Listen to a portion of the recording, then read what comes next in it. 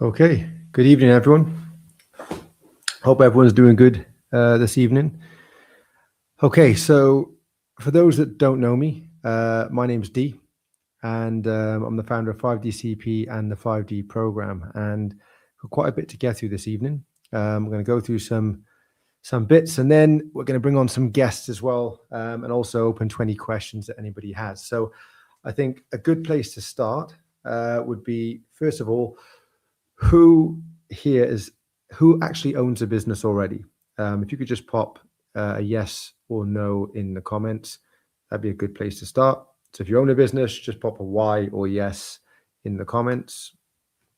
If you don't, you can put no or just don't put anything.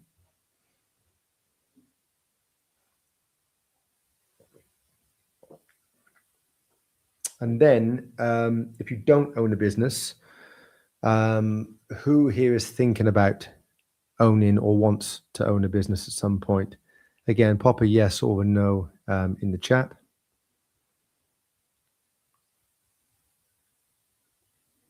Charlie, the popcorn is ready. How you doing, David? How you doing, Aaron? Hinake, I think that's the way you say it. Sean, Zach. Okay, amazing. And I think the last question before we dive in, just to get a good idea of who's listening, I want to try and add as much value as I possibly can over the next hour or so. Who has acquired a business before? Again, pop a yes or no in the chat.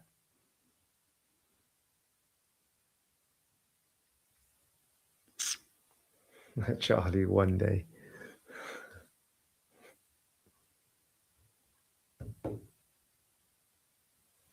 Okay, I'll take that as not many. Yeah, Chris has. I know David has. Charlie, Zach. Okay, cool. Well, I've personally seen this through a few different lenses. So from both starting a company from complete scratch and buying companies that started before I was born. So I see the power of both. I've also grown companies organically and also via acquisition, been on both buy side and sell side. Plus, I have a completely unbiased opinion going into this. I had no MBA, IB, private equity background. I learned a lot of what I know from pretty much making mistakes and running into walls and figuring my way around them. But what I've learned throughout my journey is that you need to understand why you're doing what you're doing. And as it says on the screen, organic is compounding, but M&A is time travel, and both are great if used for the right purpose. Now, M&A has allowed me to do this without, having a degree or any experience when starting out, but I think it's important to understand why you're doing this and what you're doing it for. So let's just quickly start with the headline. Scaling isn't about size, it's about value. So in every room webinar like this, every corporate leader, founder, investors, we all tend to be trying to grow something, but growth only makes sense if it actually creates enterprise value. So today I'm going to be talking about two scaling engines, one more than the other. One's organic growth, the other one's growth through acquisition. Now, value tends to go up when you're looking at acquisition growth in two ways, okay? There's more than two ways, but two of the ways we'll talk about today is one, the cash flow increases. So you have more EBITDA or more free cash flow, and ideally higher quality cash flow. Or two, the multiple increases, which tends to happen when the market thinks your earnings are, safer, more predictable, and, in most cases, more scalable. So there needs to be some clear upside, okay?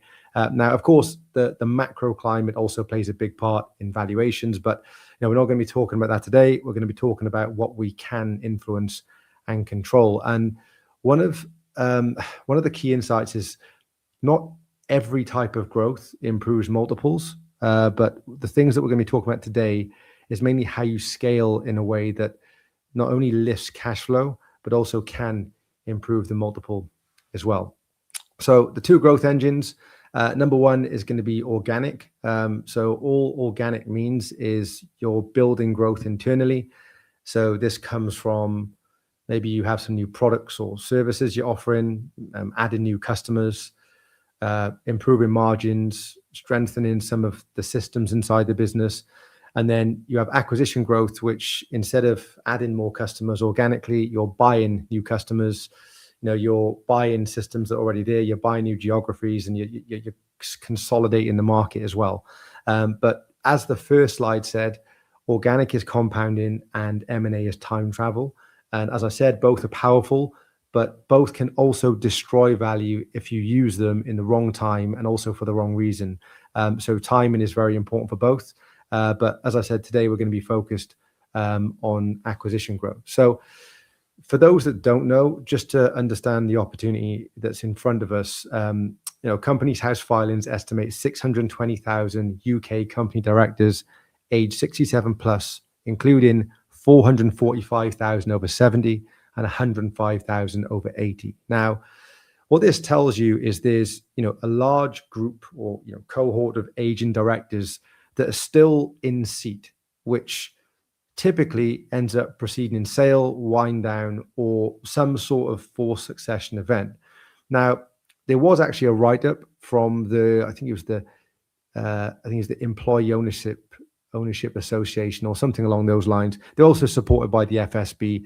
I maybe have botched the name, but anyway, there was actually a write-up that found 2/3 of the older owners of SMEs with in the gap of 10 to 249 employees, which is very broad, but in that range, they're actually intending to sell or divest within the next 10 years anyway. And I think it was around 43% of that group predict that their business will need completely new owners or end up facing closure. Now, look, this is already being called the biggest transfer of wealth in history. But the interesting and unique part of this is the generation that we're talking about here, they also own or hold 80% of the private wealth in the UK. So this has never happened before. Now, for me, and maybe this is a biased opinion, but for me, this is like missing out on, buying Bitcoin below $10,000, right? And I think that anyone that doesn't participate in this in some way, shape, or form, and, people that are looking to sort of build wealth, what everyone talks about online, I think you're going to end up looking back and wishing that you did. And for me, I think the tab that you'll end up picking up for not capitalizing on this opportunity will be a big one, And on top of this, the average age of a company in the UK is only 8.5 years. So you talk about startups and the first 5 being difficult, but most, only a third actually make it to 10 years. So for those that have started businesses from scratch, I also feel your pain because I've been through my own startup phase, and it's very frustrating because you have all the ideas to build and grow, but they're very hard to execute because most months you're focused on survival. And this is why when you're buying a company, it becomes very powerful because you're able to focus on ideas and growth because you're buying something that already has customers, already has infrastructure, already has a brand, systems, already has a team, all the things that a startup doesn't. Plus for me, the time cost of a startup is just irreversible, and it makes it very, very hard. And when you're looking at a startup, building the brand initially is very hard because for you to actually get customers, people need to trust your brand, and that takes some time as well. There's no real way of skipping it because you need to really put in that time and build that brand equity before people are really looking to buy your product or service. So we talk about M&A, being time travel. Okay, so now M&A creates value through, I would say, 3 core levers. And of course, there's a lot of things that branch off those levers. But if you remember nothing else about acquisition, just remember these 3 things. So number 1 is time compression. So as I said, you're buying customers, you're expanding into markets, and you're doing things that would normally take you at the very least, 3 to 5 years to build organically. And this is often the number 1 reason why strategic buyers are doing deals. Now, you can also buy a company as a complete beginner and save yourself decades. Someone else has run, those hard yards, gone through the pain of hiring, building systems, getting those customers and surviving the test of time, building proof of concept, building the brand that people buy from and also continue to buy from. So you are really compressing time. And, a lot of the people that I personally work with, they are buying companies that are older than them. And it is a bit of a crazy feeling, because one that stands out to me is a guy called Lewis. And Lewis bought a company in Bristol, and he actually has a baby photo where he's being walked in the pram near where that company resides. And when that company was putting the sign up, he was basically in the pram, must have been walking past there or there about the same time, because almost 30 years old. He's coming up to his 30th birthday. So they was basically putting the sign up and putting the idea, making the idea become real as he was being born. So that's when you're talking about compressing time. It's time travel. Number two is synergies. This word gets thrown around a lot, so I'm not going to spend too much time on it, because I think I'm sick of hearing the word. A lot of the time, synergies can be harder to find. But when you are looking at synergies, you're looking at, there could be some cost synergies. So procurement, overhead reduction, maybe you're sharing some of the operations in the business. So there's some consolidation that can be had there, or centralization of some sort. And then, of course, there's going to be some revenue synergies too. So some cross-sell, upsell, new pricing. There's other things that you can do on the revenue side as well. And then number three is multiple arbitrage. So you're typically going to be buying businesses, especially in the SME market, at much lower multiples because they're smaller.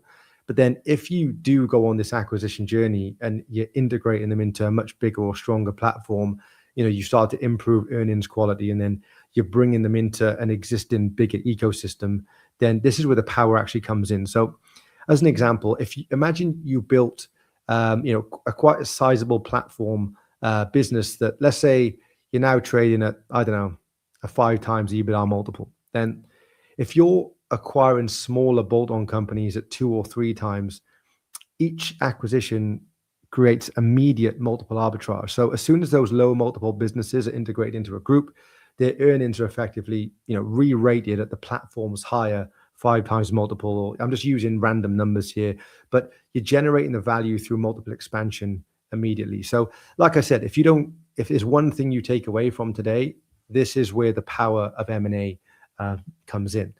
Okay, so getting started into, if you've never thought about this before, or this is one of the first times you're thinking about this, or maybe you're already doing this. For me, I think that putting things into a framework helps streamline what it is you're doing. Otherwise, you end up all over the place. If you don't have a good CRM, or you don't quite know what you're doing, it's hard to really keep track of what you're doing. So we put this buy box or 4S method framework into place, especially when you're starting to look at search criteria. And I think this is very important. You don't deviate from search criteria, because when you understand how this works, instantly everything looks like a shiny object, because you think, well, now I know how to do this, I can buy anything. And you start going off track, buying stuff that you shouldn't be buying. You become agnostic accidentally.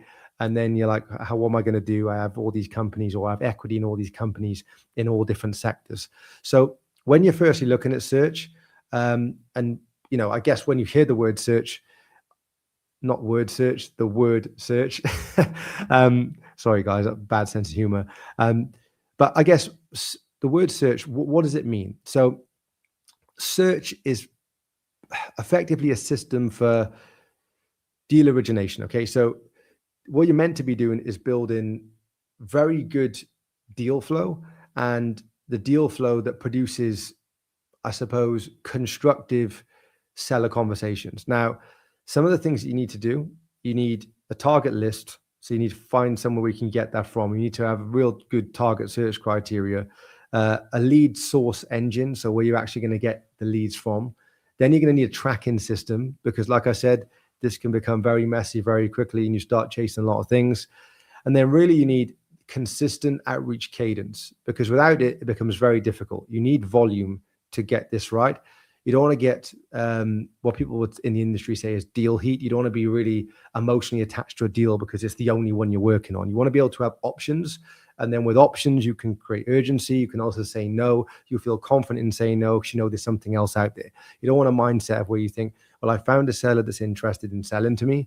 I need to buy this business. Okay, that's in my opinion, that's not the mindset you need to take into this. So when you look at the search criteria or deal box, buy box, you you do need a very strict filter going into this. So first of all, you need to look at the sector. So maybe you have experience in something, maybe you know someone who has experience in something, depending on what your strategy is here. But you need to pick a sector. So maybe it's trades construction, maybe it's some form of service-based business, maybe it's manufacturing, logistics, consultancy, tech, I don't know, whatever you're in at the moment, or you feel that you have the most influence or leverage in, that's a good place to start. Number two is going to be geography or location. This matters more to some than others. I've never really cared too much about how far away something is, providing it does fit my search criteria. If it has strong management structure and ticks all my boxes, I'm fairly happy for it to be a bit further away. We bought in other countries. But I know also for some people, if you already have a base or platform business that you already have, then maybe you want something that in the local area, and you want to expand through local geography first before you expand, say, nationally. So location may make a difference to you, and you need to really think about how it benefits you and how it doesn't. Then you want to look at what sort of EBITDA band that you're in. Okay, so this could be anything. I don't know. It could be 150,000 in EBITDA. It could be $1 million in EBITDA. You need to really think about what it is you're looking for, what makes difference, and what actually moves the needle for you on where you're currently at the moment. Then I don't know. Maybe for you, the owner's succession profile makes a difference. Their age may make a difference. Start to think about these things and these considerations as well. I don't know. You're looking at B2B, B2C. Which one's your preference? Does management team? Does there need to be a management team, or a certain staff count for this to make sense to you as well? These are all things you need to consider, right? Start going through these, and what I'll do is I'll post in this chat later on a bit of a breakdown of search criteria, so you guys can get your brains working, especially those that are thinking about this as a first time. Okay, and after this, you need the outreach system. So look, there's a few ways of doing this. Now, one way is you have a solid platform, there's something that you already want to acquire, so you can get the data, take more of a direct approach, be a bit more strategic, and you can do this in much lower volume. Whereas if you're looking for maybe a first acquisition, or a bolt-on, you don't have a specific acquisition target in mind, then you need volume, and I think you need serious volume. Now, there's a few ways of doing this, right? You could go down the letters route. I still think that they're pretty effective. I guess we have less mail through the post these days than ever. Maybe a few Domino's flyers or whatever, but if you have a letter, and we always typically put a reference number on there, people take it a little bit more serious and more tend to open it. That's one way. The other way, and the most cost-effective way, is email outreach. So cold email outreach. Now, there is a very unique way of doing this to stand out, because everybody's doing it. We actually have our own system in-house, which actually is responsible for probably 85% of the acquisitions done inside the 5D program. So yeah, I guess that you do need to think about how you want to do this and what sort of volume you want to hit it at to increase the probability of you getting this done in a timely manner. Okay. And it's going to come down to volume, and you can really filter out that volume as well. So just because you're hitting this at serious volume doesn't mean you're going to be spending all day on discovery calls. You can put a very strict filter in place before people even get on the phone to you. Okay. Now, once you've decided what that is, then you need some form of pipeline management to keep track of these open discussions.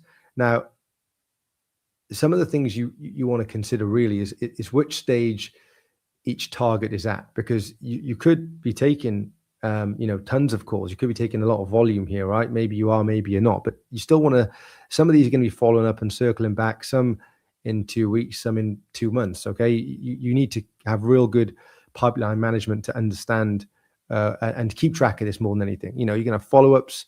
You're going to be booking calls. You're going to have some people where you've sent out document requests. It's going to be tons of things. Okay. And then I think also on top of this, you need some KPI targets as well, because search, as I said, is really volume and process. So if you don't have certain KPI targets you're working towards, then again, you may go off track as well. So I actually think you should really be putting out as a minimum 3 offers a month. And they can be rough offers, but they need to be meaningful.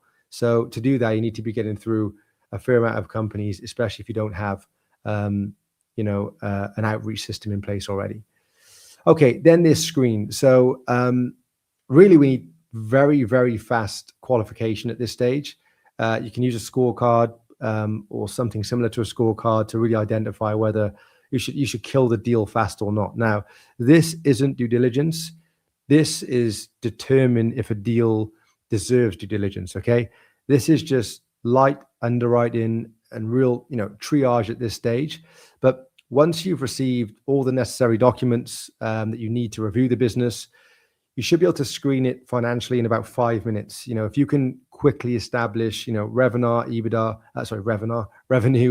EBITDA, any adjustments that need to be made, margin consistency, any customer concentration in the business, the working capital intensity in the business. You're going to need to see at least 3 years accounts, current year-to-date management accounts, revenue split, employee matrix, asset register, if they have one, any leases or any property information that they're operating out of, if any. They're the things you're going to need at the very least to make a more of an informed decision, because otherwise there's going to be too many assumptions to get to where you need to get to. Now, the second layer of this is more of an operational screen. So you need to really understand if there's any dependency on the owner, so who handles, client acquisition or any sales in general, who manages the staff, are there any licenses attached to the owner, or is there any other key person risk in the business as well? You want to make sure that you're not buying a job here unless, you're looking to buy a job. Okay. Then the next part is really figuring out why they're selling the business. What timeline are they looking at to get this done? Are they open to staying through a transition period? This is really where you determine if the seller's commercially sane. Okay. But if you can find the true motivation for sale, then it makes this a lot easier because you can focus on what the seller needs or wants, and then you can work out whether it's something that you can try and give it to them or not. And if there's many ways to skin that cat as well. Next piece of this is structure. So this is where you'll be building out the deal. So we're looking to make the deal firstly affordable and also financeable, and try to make it as low risk as possible. Now, this is it's a sort of mix of risk allocation and funding engineering. So in the deal mechanics, you need to really figure out, what sort of cash can you give at close? How much of the deal's, going to be deferred? Will there be any earnouts, any rollover equity? You're finding out what's needed and what's needed to get to where you need to get to. As I said, if you can find out what it is they're looking for and you can give it to them, then that's a good place to start. And then once you figure this out, then it's going to be looking at the financing stack. So in the structure, there's tons of options. A few to mention. You can have a seller note. Maybe you can assume some of the debt that's already in the business, especially if you think it's viable, and also doesn't have a change of control clause on the debt. You can use term loans, asset finance, invoice finance, director's loan, investor equity. But basically, we're looking for what structure works at this stage. Okay, and then once you kind of understand what structure you're working with, then you want to look at the sort of risk protection in this.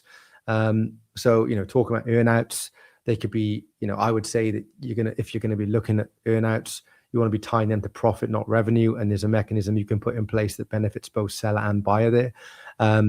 Maybe there's going to be some retention or holdback of some sort. There's going to be warranties, indemnities. There could be, I don't know, maybe a key customer condition, a working capital peg. There's a lot of things you can do to mitigate the risk of the acquisition as well. This is why it's so important to have the right people around you when doing this. But for me, I think structure is the fun part because you can get very, very creative with this. And we'll go through some case studies shortly and I'll bring on some of the guests, but you can get so creative with this, you can almost end up forcing a deal that you probably shouldn't do. So it's important to stick to your buy box, okay? And then there's the secure, okay? So this is where we're really focusing on the execution and the actual closing mechanics of the deal. So, what makes a difference here? Of course, the LOI makes a difference before you even get to this stage. This is where, going to make sure due diligence gets completed. and make sure you have the right people in place to do that. Funding approval, the legal contract signed, completion, and then, of course, the handover plan. So the 4S method is essentially, you got search, so you're building the pipeline. Screen is where you're going to qualify fast and then kill any of the terrible deals. The structure is going to be where you're going to engineer the terms to reduce the risk, and then try to minimize the cash that you put into the deal. And then secure is mainly where you execute the diligence, legal, funding, and then you're closing with control and confidence. So now, when it comes to valuation, and as you can see, I'm trying to get through this as quick as possible. I want to try and bring on our guests as early as possible, and this doesn't run on for hours. But for you to qualify and screen fast, then I think that you can really overdo the analysis here. Okay, and I understand that if you come from a finance background, your job is risk and looking at risk. So sometimes you spend too long looking at deals that probably aren't worth spending any time on. So the quicker you can get to what I call a napkin valuation, the better. So once we've decided on what business we're actually looking for,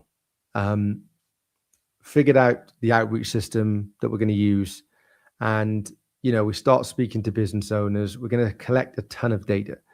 Now, there's more to consider than just numbers, but the numbers do tell a good story, but you do have to get your head out the spreadsheet, okay? Figure out what's going on in the business. You need to speak to the business owner. You need to build very good rapport with that business owner. And the more the quieter you are, silence speaks volumes. You need to spend time with them and let them build the rapport for you, okay? Profit and cash are not the same thing, okay? So it's all good looking at the numbers, and they do tell a good story, but the EBITDA is one thing, cash is another, okay? And a company producing, a healthy looking EBITDA on a P&L, that doesn't mean it's a great business to buy. The balance sheet reveals a lot, okay? Liquidity is what keeps the business alive, and how a business manages cash also says a lot about the operator. So if you're speaking to brokers at the moment and you're getting fancy IM sent over, those are marketing documents, okay? So whatever it says on those, you need to scrutinize everything. And the only way you do that is if you ask questions and you speak to the business owner directly. Some brokers will gatekeep, some won't. Of course, their job is to qualify you as a buyer as well. So I also understand their job can be difficult at times. But it's like a game of chess, okay? But there's more to this than just looking at a document and saying, okay, average EBITDA over the last couple of years is X. I'm just going to apply a 3 times multiple to it, and I'm going to offer this. Like, there's more to it than this. You don't want this to be too transactional, because it doesn't. When you're buying a small business, if you make it too transactional, then you end up in an auction. Okay. So anyway, all of that aside, I'll go through this very simple valuation framework that I guess you can get to normalize EBITDA and free cash flow very quickly. So as an example, let's say our base EBITDA is 500,000. From the 500,000, we need to make some adjustments. Now, these are some examples of adjustments. So maybe the rents are priced above or below fair market value, which will affect the EBITDA either negatively or positively. Could be some staff replacement costs that need to be adjusted for, director's pension, one-time professional fees. Maybe there's some government grants, maybe not so much now. It's more post-COVID. Any relocation costs, asset write-downs, or severance costs as well. So these are where you're going to make some adjustments, and that could affect the EBITDA positively or negatively. So as an example, let's say we have 60K going into, the director's SAS pension. So that is a positive adjustment. So that takes the EBITDA to 560. But let's say there's a £70,000 replacement cost that's needed in the business. So, and let's say that's going to cost you 70 grand. So that takes our adjusted EBITDA to 490,000. And for the example, we'll just apply a 3 times multiple to the EBITDA, which takes our enterprise value to 1.47 million. Now we look at the balance sheet. So for example, let's say there's £500,000 cash in the bank, and let's say 300,000 of it's needed to continue operating the business as working capital. So we got 200,000 of surplus cash in the business. So that also gets added. And let's say there's a property worth 300,000 as well. So now we get to 1.97 million of equity value. Now, look, this is a napkin valuation model to get a rough idea of where you're at in regards to valuation very quickly. Now, of course, there are other things to consider, when you bridge from enterprise value to equity. We have loans, HP, finance, leases, overdraft, VAT, PAYE, directors' loans, customer deposits, I don't know, litigation provisions, all of these things to get to free cash flow. Okay. So there's more things to consider to get real valuation accuracy, but this is a great way to get to the value of the business at speed. Okay. Now, I'm going to run through a bit of a case study with a full debt stack just to give you an idea of how these deals get structured. So sector engineering, I'm not going to show you the full detail of this, but I'll just give you an idea of how this was structured. So 4 million revenue, 500,000 in EBITDA. So a 2.5 times multiple gives us an enterprise value of 1.25 million. Now, the structure on this, 50% is a closing payment, 50% deferred over 60 months in quarterly installments. And the debt stack for this, so there was 300,000 of existing debt in the business. It had no change of control clause on the debt, which means you can acquire that debt. That debt sitting there at 7% is going to be far cheaper than acquisition finance that you end up putting into this business. So any new debt is going to be more expensive. So it makes no sense in you not acquiring that debt, especially when the business is able to service this quite comfortably as well. That's something that you would need to, look into in a bit more detail if this is something you're looking to do. But it's a good way to, especially almost halfway there on the closing payment. Asset finance 8% over 5 years of 220,000, and cash flow loan at 15%, which isn't that cheap, but 150k. So as you can see here, where you need a 625,000 for the closing payment, and this has been overfunded by £45,000. Now, there's a few ways you can do this. Now, I see a lot of people online talk about deal maker fees, and yes, you could take this out as a deal maker fee. Personally, I prefer to leave it in the business. Any surplus for working capital, you never know what's going to come up post acquisition. So I'd rather be, more well capitalized than not. Or in this case, you could use it to pay the closing costs. So you could charge the professional fees to the deal, and this pays for your professional fees. So with all the debt stack in mind, takes our total annual debt service to £297,000. So our coverage analysis, we have an EBITDA of 500,000 minus our debt service at 297, which gives us, 203,000 pre-tax, pre-capex, which gives us a debt service cover ratio of 1.68. Now, banks will still potentially lend money at 1.25. There's still banks out there that will do that, but we're making sure that we're at a minimum of 1.5.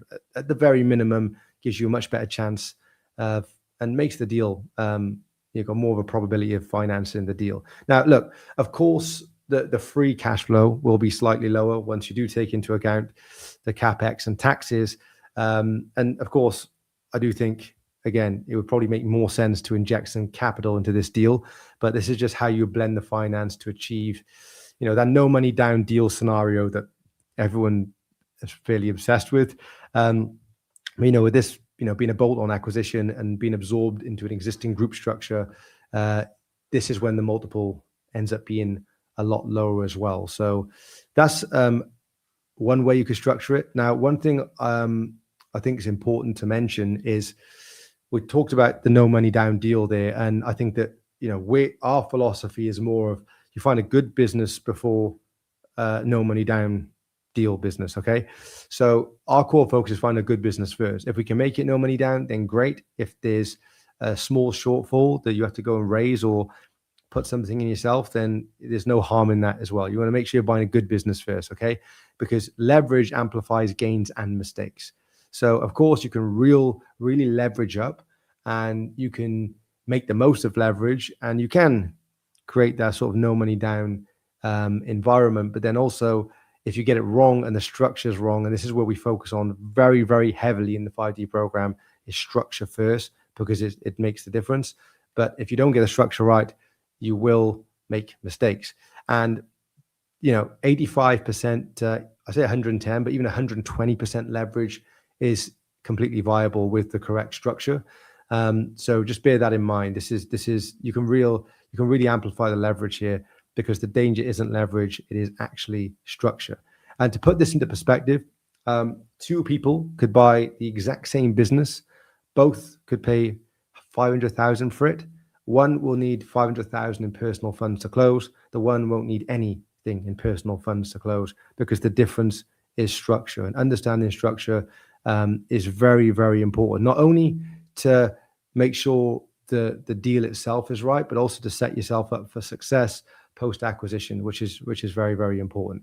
And just to go back over what I mentioned at the start, for anyone that's joined more recently, total beginners have done this and acquired a business that gives them 10 to 15 grand a month in free cash flow. I'm talking people that previously was actually working in Sainsbury's when they bought their business, someone else that was a teacher or teachers that bought a business, people from all walks of life. Just because they're not experienced doesn't mean they couldn't do this. And then also seasoned business owners have done this and acquired a business that's doubled their revenue in less than 180 days, but let's just say 180 days, because there are some variables, and also sometimes there's only some things you can control. There's some things in this process that you can't. So if they go and pick the wrong sell side solicitor, then it can slow things down very, very fast. Now, I'm not one for posting quotes all over slides, because I don't want this to be death by PowerPoint. But one thing that really does stand out for me and really, I think, clarifies everything that I've just mentioned is a Howard Marks quote, which is what determines the success of an investor is not what we buy, but what we pay for it. That is all the difference, okay? That's why structure is very, very important. All right, guys? Okay, so let's bring on our first guest. Okay, so our first guest, I think they may have some problems. Let me just double check with the link. Okay. He's just rebooting the laptop. If you have any questions, guys, feel free to pop them in the chat while we're waiting. Our first guest is Graeme. So Graeme's actually quite well known on LinkedIn. He's done a good job of building his profile on LinkedIn. And Graeme did something that not many people would do. Graeme bought three companies in 12 months in 3 different sectors, all no money down. So he did a great job. It's been a great, I've built a great relationship with Graeme, outside of this now as well. So yeah, if you have any questions for him on how he did it, because like I said, 3 companies in 3 different sectors is a bit of a challenge. Okay. Graeme, rebooting now. Okay. Hi, Emma.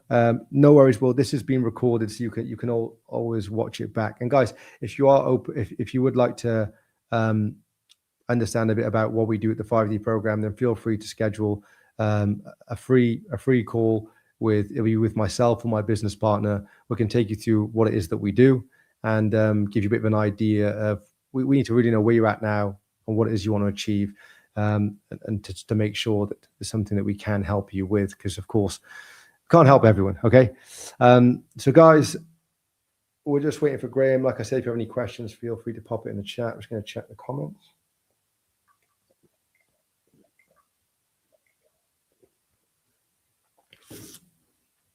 Okay, so a few of you have acquired companies, a few of you own businesses. Graeme, Ed, and Uncle split the G. Ibrahim, yes. So I think this is a bit of a misconception in the space, especially when you speak to brokers when they say cash-free, debt-free. A lot of the time they feel like that means that you drain the company of all the cash, and then you and acquire the company with no money in the bank whatsoever.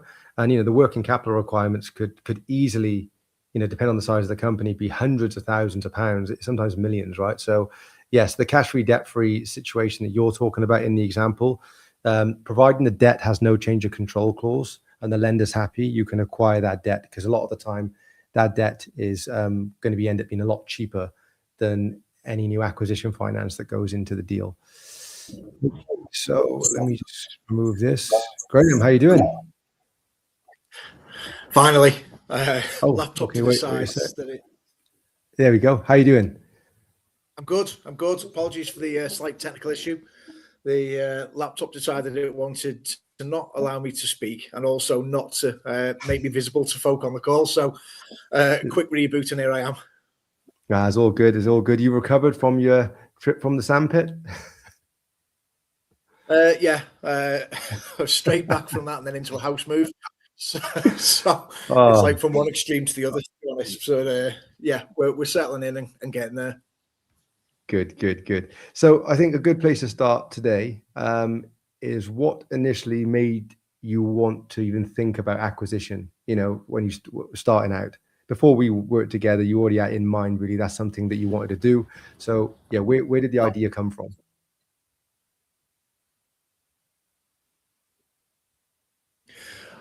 So I spent a large chunk of my professional career in the corporate space, working for big blue chip PLC organizations, which was both a blessing and a curse. It was hard yards, learned an awful lot, got a boatload of experience, but I always wanted to be able to paddle my own canoe. And about 10 years ago, probably more than 10 years ago, the first acquisition sort of took place, and it was on a wing and a prayer and a fag packet kind of valuation, without any legals, without any funding.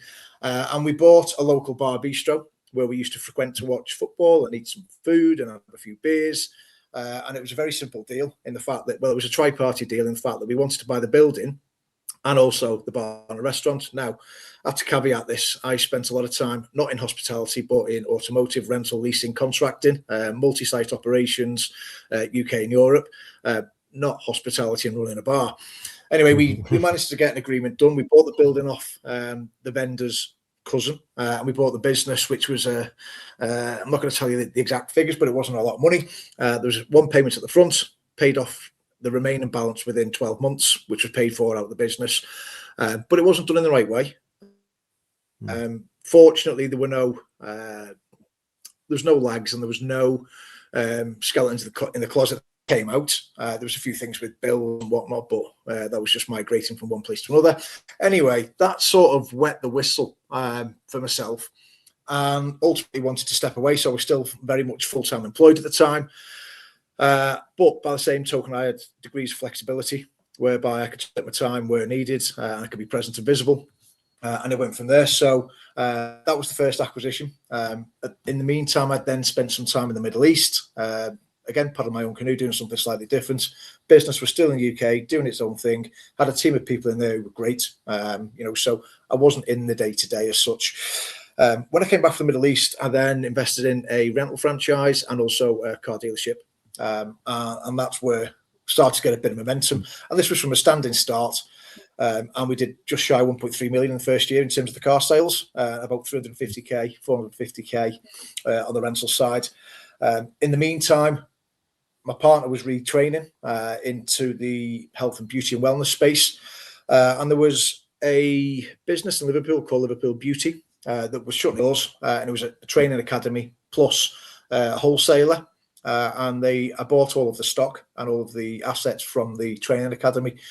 So then that was then plugged in. It wasn't my business. I was just in the background, sort of maneuvering us in the right direction. And that was where things started moving forward. And I had multiple different income streams from multiple different businesses.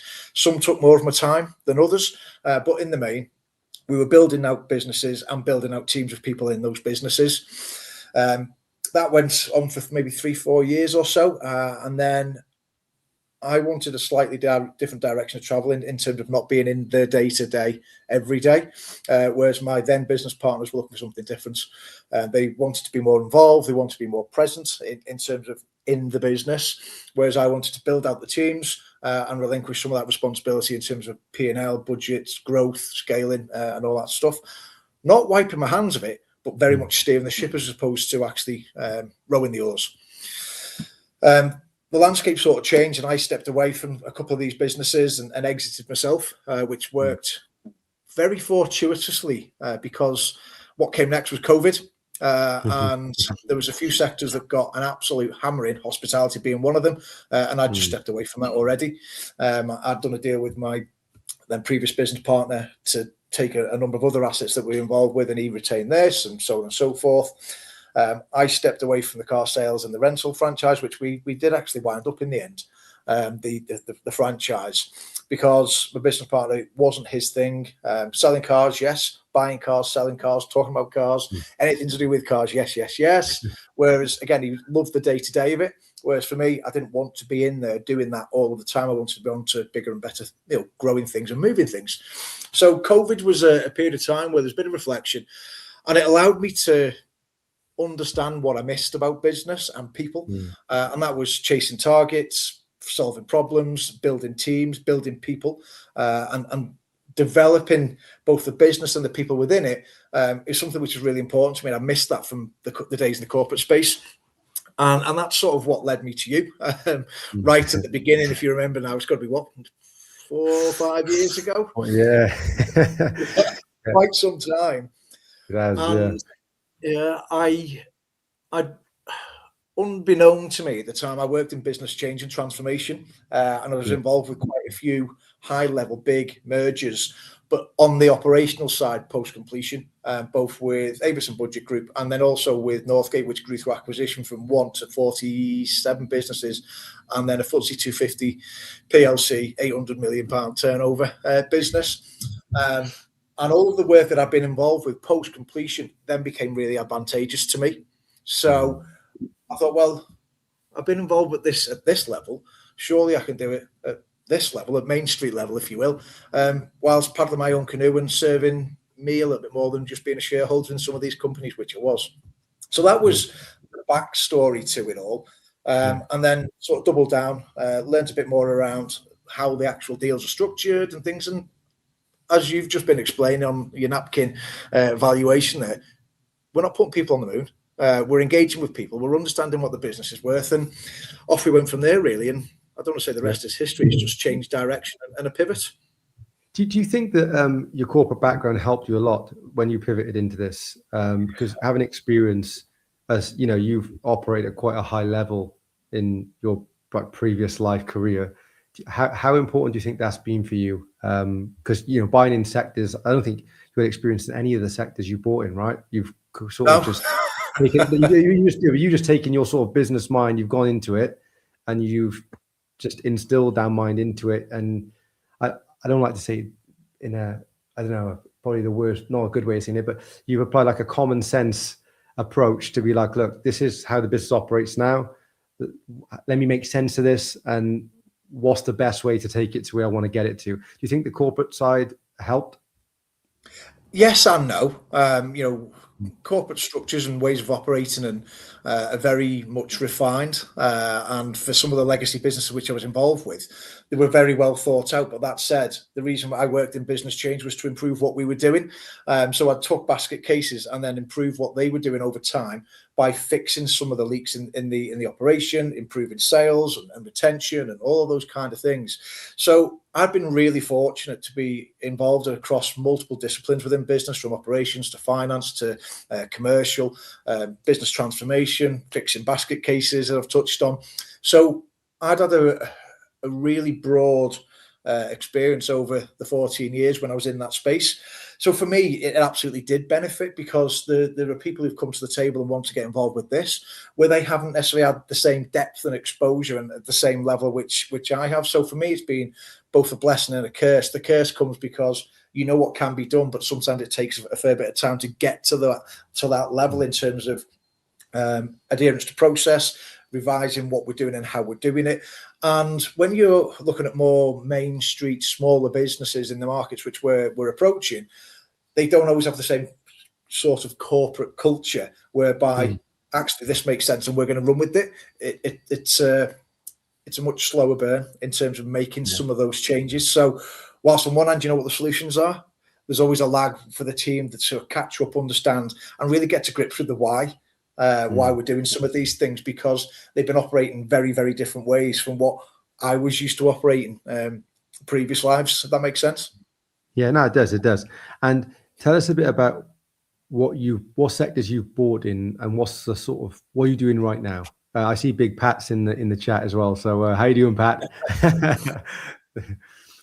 So the first business, and I kept this very simple because I looked at a number of different sectors. I thought, oh yeah, they make a bit of money, and this and this and this, and some of them were dead ends because there's big PE firms out there gobbling up these businesses with crazy multiples where we just simply can't compete, and nor would you want to. So I refined it down to something very simple and things which are important to me. Now, as you know, and probably a few other people on the call know as well, I love to spend as much time outdoors as I possibly can, which has shrunk over time, to be fair, to be honest. 2 working gun dogs, getting up in the mountains or in the woods, that's my thing. And I thought, well, if I can find something that allows me to add some value, environmentally net beneficial, and also make money at the same time, that's what I'm going to do. And I then arrived at waste management. So the first business which I bought was in the waste management, specifically hazardous waste. As you touched on before, new sector to me, steep learning curve, but that's part of the challenge, and it's things which I enjoy in the same way. Didn't know the first thing about hospitality, soon did after the first 6 months. You know, the nuances, the challenges, and all that good stuff. So the first business was a small but really profitable hazardous waste company, which had a number of contracts in place and has been able to grow over the last 2.5, soon to be 3 years. The next business was on the backside of working with the broker, actually, and I was looking at, again, an environmental services company, which was drainage and jetting and removal of, I'm looking after public spaces, like government contracts and things like that, and that was in the Midlands. Anyway, on paper, great business, really nice guy who was running the company. How he got it to this size, I actually don't know. But there was a hidden VAT bill which came out of the woodwork, and that soon kicked that to the curb. So I said, right, enough. I deployed enough of my time and effort trying to move this forward, and there was just one thing after another. So anyway, stepped away. I said, I'm not pursuing this any further. And the broker said, look, I've got this company down in the southwest. They're involved with construction, a niche element of that, which is directional drilling, all stuff which I know absolutely zero about. And I've never been a manufacturer, nor am I an engineer. So I'm just going to put that on the table. But what I did know, by default, yes, but in theory, maybe.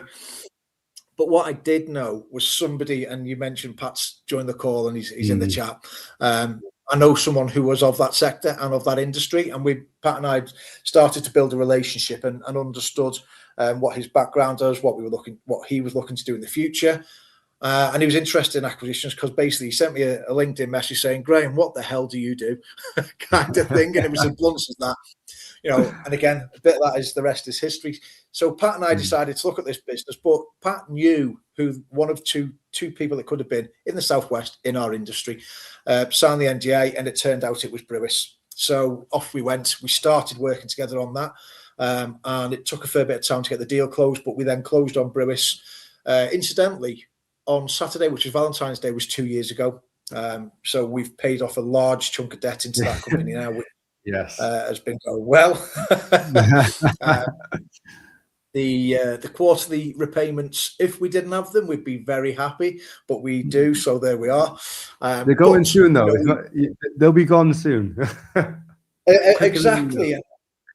Exactly. And, you know, I've got, for the waste company, as an example, I've got 2 more deferred payments to make, and then I'm done. And investors are fully repaid back. You know, so that 3 years has gone extremely quickly. Whilst I was looking at the Brewis business, I also met another guy who'd been involved with Dee's community, a chap called Dean.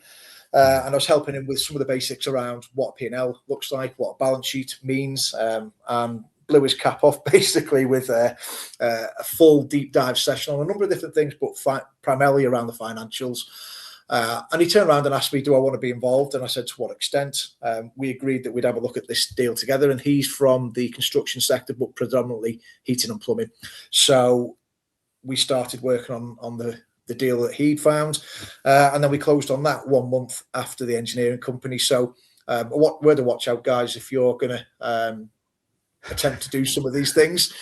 Maybe keep it to one sector and maybe have a bit of space between closings, because you then become extremely busy very quickly. Yeah, and so I think the plumbing company was over 100 years old, right? And also just to talk a bit about Brewis with you and Pat. Obviously, you guys have done a fantastic job in growing that company, global expansion. Talk a bit about that, because that's something I think is really interesting, where people can come into this with not a lot of experience in the sector. Of course, you had the help of Pat on this one. You can come in, you can acquire something that not only gives you what you want, but also you get to travel with it. And you guys have done an awesome job. I know you spend more time out the UK these days than, well, Pat will be out for good soon. So talk to us a bit about that, Chris. Yeah. So, right at the beginning. So Pat is an ex-driller. So he used to be a customer of our business, which has gone full circle. So from paying a premium for our products and thinking they're bloody expensive, to now owning them and also charging people a premium for our products. They're not expensive anymore. They're fair. If you want the best, that's what they cost. Exactly. It is that simple, you can sleep well at night knowing our products do what they're meant to do. Yeah. And that pretty much is it. So we are, as a business, we're a net exporter. So only 10% remains in the UK. Approximately 40 or so, give or take, goes to sort of Europe, and then a bit to Australia, and the remainder goes to the US.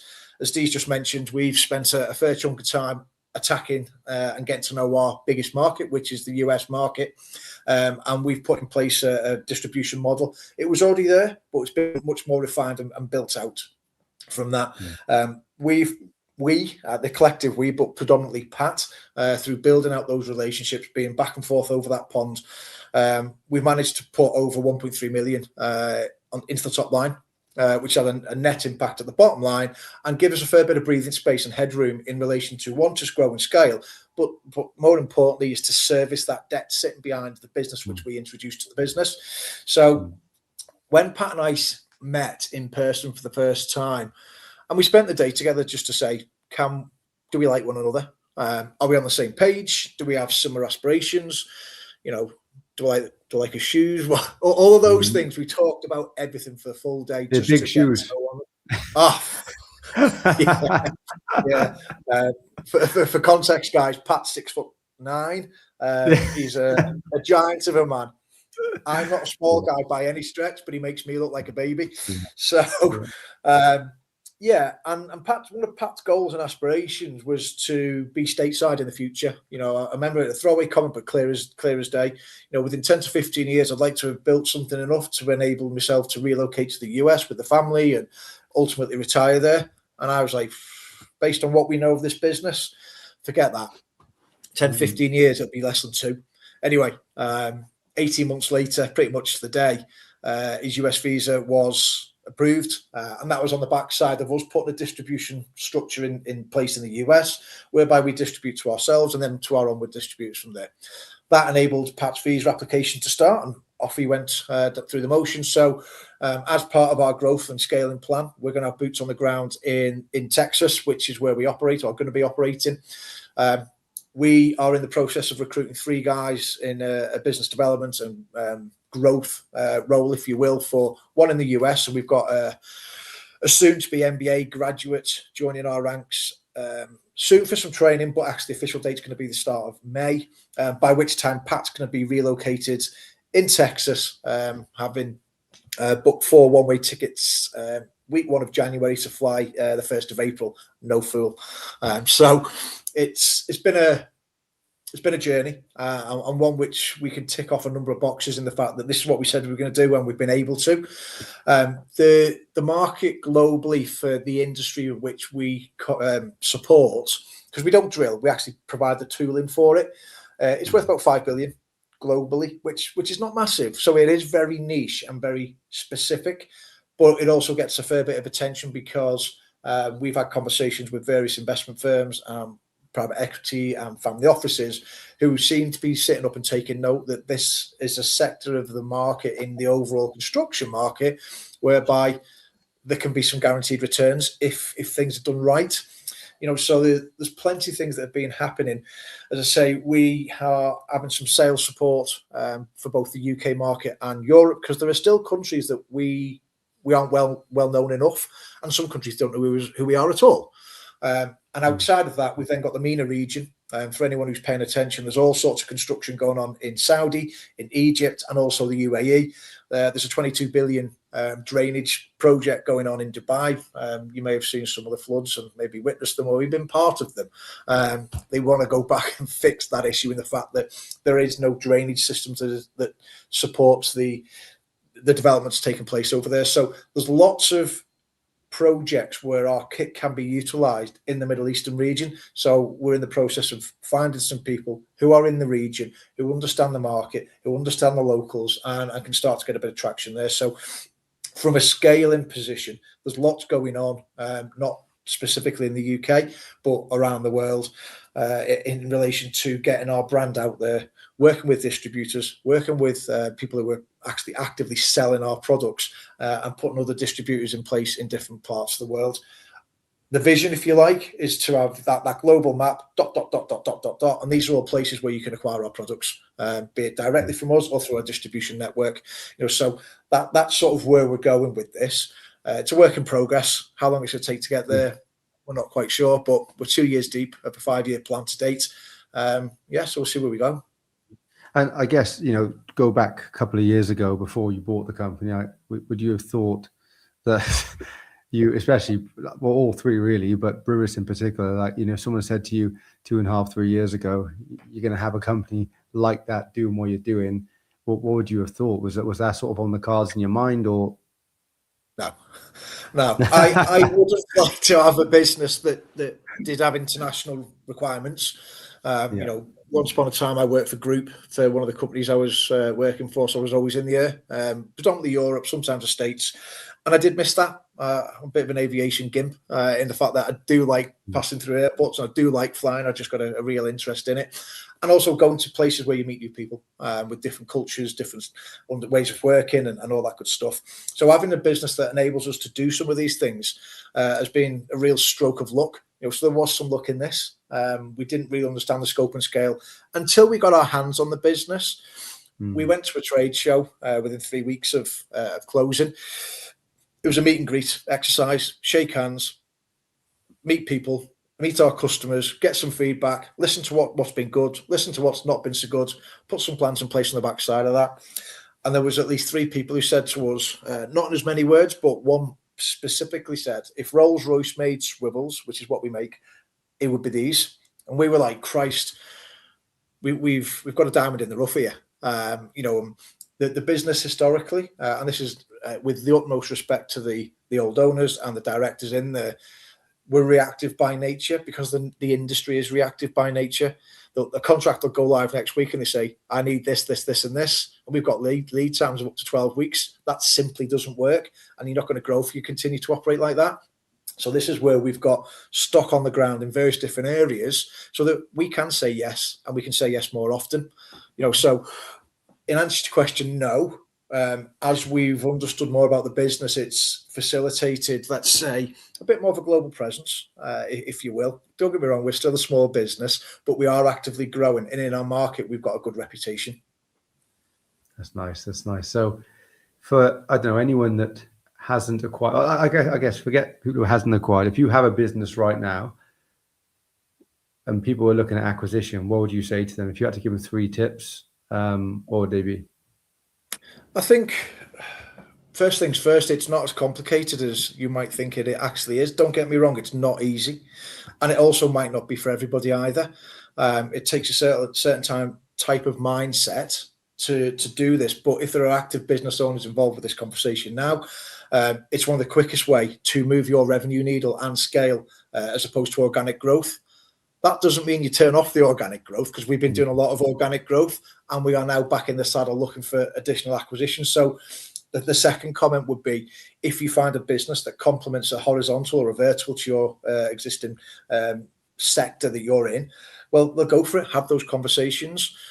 Then there'll be a lot of work involved bringing those companies together, from people, from cultures, from systems, from processes, from supply chain, from customer base. But all of those challenges will also come with huge upsides.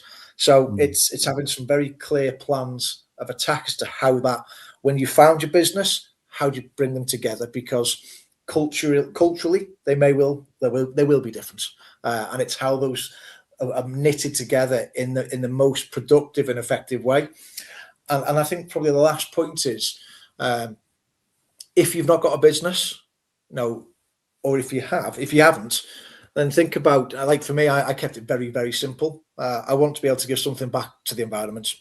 Waste management's all over that. You might be asking the question, how are we environmentally net benefit in the engineering company?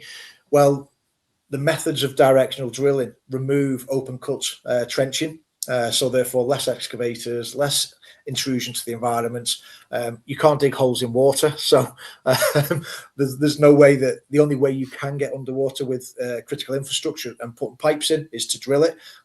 So there are lots of environmental net benefits, and it probably sounds like a tedious thing, and maybe it is, but I do know the net effect at the end of these projects that are taking place, there are benefits to the business. To wrap that segue out, we are looking at air source heat pumps and renewables within the heating and plumbing business. So all three businesses tick boxes for me. Find something which is important for yourself personally, and this is what's worked for me. It's not advice, but it's what's worked for me. Yeah. Find areas of business that you actively want to pursue and support, and you've got a strong reason why, and everything else will become a lot easier behind that, because you're doing it for a good reason, but you've also got the capacity to grow and scale your existing business, or find a business that you're really interested in, and ultimately they're probably the three areas that have been really beneficial for me, and our approach with it. Yeah, and like you said, like, look, if someone already has a business, you can grow 10-15% a year, but that organic growth over, say, a 5-year period, you can get it in 12 months, 6 months, 12 months if you find the right target. So you are compressing that time. I know you guys are looking over in the US now for a bolt-on already, and no doubt you guys will scale pretty aggressively over there when you find especially when you find the first bolt-on. So great, really appreciate you joining us, and especially your insights. You've had a wild journey. You've done a lot of things, very well versed. Your knowledge is. Always enjoy speaking to you, catching up. And I know it was only a week before last, I think, I seen you, but looking forward to catching up again. So yeah, appreciate you joining us, Graeme. Very welcome. Anytime, mate. Thank you. Cheers. See you soon. Okay, our next. So that's Graeme. So guys, if you want to follow Graeme, Graeme's on LinkedIn, posts some really good things on LinkedIn as well. It'd be amazing for you to follow his journey. Also, Pat's in the chat. That's Patrick Farrell. Those guys are building an empire, and it's amazing what they're doing and continue to do as well. So it's definitely good to follow their journey. Our next guest is Mitch Foley. So Mitch actually was a carpenter at the time, invested in property, looked at acquisition, and bought 2 companies, I think, within a 12-month period. And now he's looking, what we call it is the road to $1 million EBITDA. So he's scaling through acquisition to get himself to $1 million EBITDA. So Mitch, how you doing? Good evening, you right? Well, I got to sit up quickly then. Caught you unexpectedly. No, I appreciate you joining us. As Graeme did, if you could just give us a bit of a background on what you did before in carpentry. I know you did a bit in in sports as well, and then what you was doing pre 5D, how 5D helped you, and where you're at today. If you could just give us a bit of a brief overview of those things. Yeah, so degree in strength and conditioning, worked in the Premier League for a couple of years, then done a complete flip, become a carpenter, worked on new builds for all the tier 1 contractors for a few years, and then, as you said, got into property investing, probably good and bad time, just as COVID hit. Done that, realized that it's quite a slow building to wealth. Come across yourself, and then we joined over 4 years ago now. So before joining 5D, you had 0 business experience. Of course, I guess that you've been involved in like project management because of house renovations or just investment in general, and obviously in some of the work that you did as well. Have you taken anything from any experiences pre buying a company? Because we'll talk about what you bought in a sec, into buying a company. Where do you think the benefits have been from coming into this without experience, opposed to if you did have experience? Yeah, so probably the biggest thing that I took was my bosses. So across all the jobs I've had, like the good things that they done and also the bad things. Because essentially like business is dealing with people, so customers are people, staff people. So that's been the biggest thing. And then what was the second part of the question was? Just I mentioned how what's benefited you from not having experience and that, yeah. Yeah, I think from not having experience is that I've just come in it, one, with an open mind, but two, I've looked at it quite in a simplistic mindset. So it's just a case of understanding the product or service that we provide and how do we improve that. A lot of the way that I approach it is from, if I was a customer, would I like this? Or if I was a customer, do I know our process and things like that? So I've just looked at it very simply. I've not tried to overcomplicate it, especially so obviously the companies that we've bought and obviously we'll touch on soon is in construction. So I think that construction don't do a lot right, and you can make very small changes and they can make a big difference. And I think that's kind of showing in what we're doing at the moment. But yeah, as I said, I think I haven't gone in there throwing all terminology and throwing out graphs and things like that. Whilst it's obviously it can be very beneficial, and what I was listening to what Graeme was saying, and it's shown in that sense. But yeah, from our approach, I think that construction has said that they often provide a good product, but the service they provide is lacking in terms of communication and having a process and the systems that they have. So by implementing that, not only do we have a good product, but we now have a good service, and I think that goes a long way with clients. Yeah, I think no heroics, just get in Yeah, there, simplify everything. Yeah, I think that this is a bit of tongue-in-cheek framing in construction, but I always think that to stand out in construction, if you just turn up when you say you do and do what you say, you instantly stand out amongst everyone. So it is funny though, but it really is true. Like I yes, remember when we were doing the property investing, it's like the first builder we had, terrible, we sacked him. Second one we had, really good, but he was really hard to get hold of. But you kind of accept it because he's good. Like that shouldn't, but whereas if you had it in any other industry, just because they're good, you probably go and find someone else who's better or as good, but could get hold of. But construction, you just don't do that for whatever reason. yeah. So the two companies you bought, one's joinery, one's like bespoke luxury stairs. Yeah. Talk a bit about the sort of clients you're doing on the bespoke luxury stair side, and then talk a bit about what you're doing on the joinery side, and then we'll go into what you're looking to do next. Yeah, so the staircase company is called Iconic Stairs. In terms of clients, weirdly enough, every single client we've dealt with, bar one, has been a business owner. So in the past, we've done a Princess of Arabia, we've done some celebrities as well. So it's a lot of high net worth individuals. And some of And the then prestigious projects, you've done Belfast Opera House, King's College. Talk a bit about some of the level of the projects that the company. yeah, so predominantly it's more residential, but as you said, we do the odd commercial. So we're doing, as you said, we've done Belfast Opera House, King's College. We're doing a large university in London at the moment, under NDA, so we can't say who it is. But yeah, and then we just do predominantly new builds. For, as I said, for ultra high net individuals across the country. Oh, we've also done a big jewelry shop in Dublin as well. Amazing.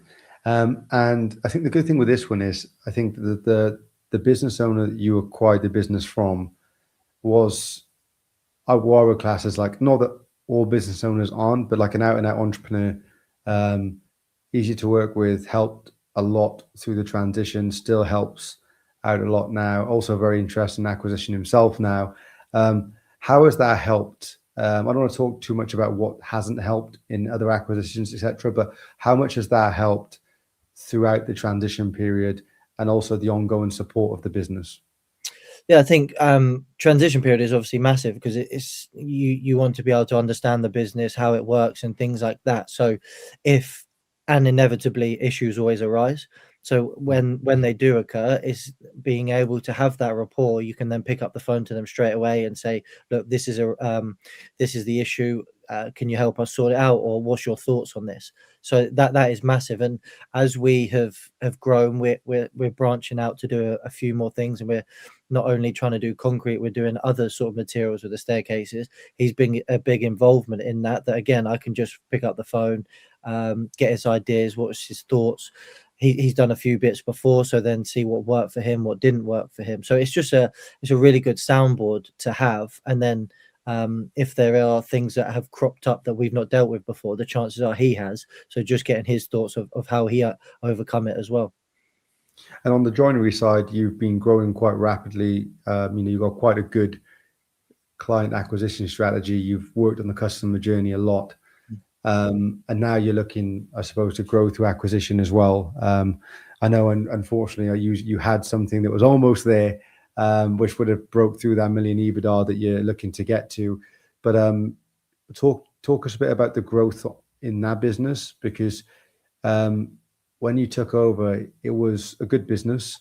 It was growing quite slowly, but more like, I suppose, it was in a more of a maintenance mindset.